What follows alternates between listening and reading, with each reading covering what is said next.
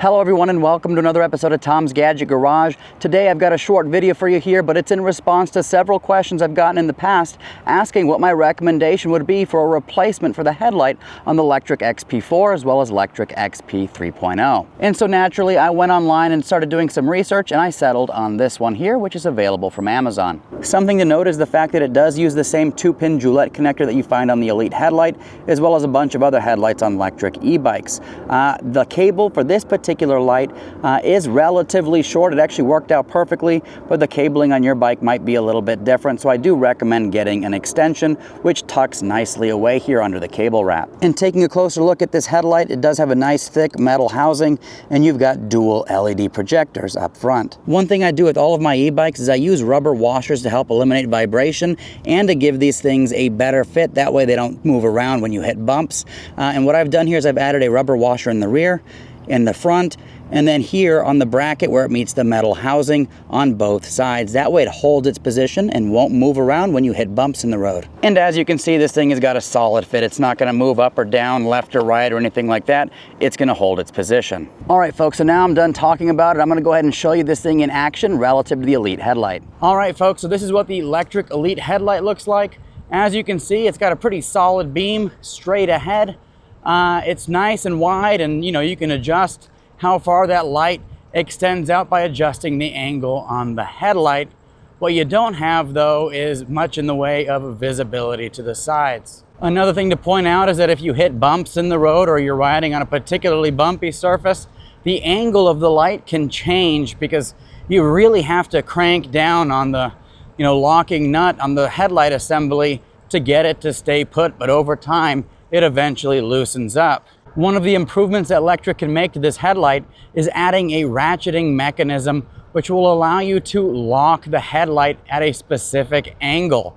That'll prevent all this like headlight slipping down over time when you go over bumps business.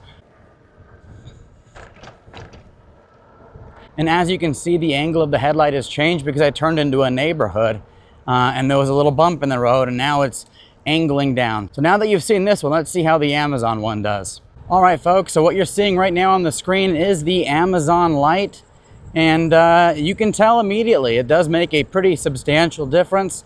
Instead of casting a light pattern that looks like something similar to Thor's hammer, you've actually got light from the front of the bike cast well ahead of us, and of course this is also angle adjustable. But one of the most notable differences is that you get more lighting to the sides of the bike, and when you go over bumpy stuff like we're going right now, this light's not changing its position.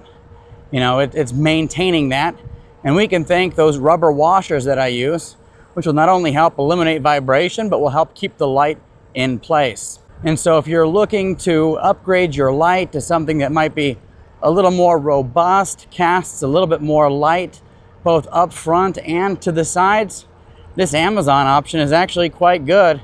And the beautiful part is that it uses the standard connector that Lectric uses. Now, one thing I will mention is that there's not a whole lot of slack. It's actually pretty tight fit with the cabling.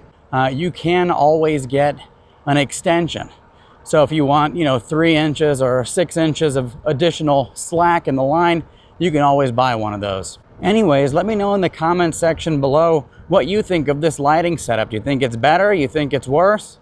And if you're using a different setup, let me know. Excited to see what other folks are doing out there for lighting on these bikes. We're gonna go ahead and cross over this intersection. We got a bump. And as you can see, the light maintained its position. Now, if you live in a place with very little lighting, there's no street lighting in this section. As you can see, the light is super bright. Basically illuminates everything ahead of me. So huge improvement over the standard Lectric Elite headlight.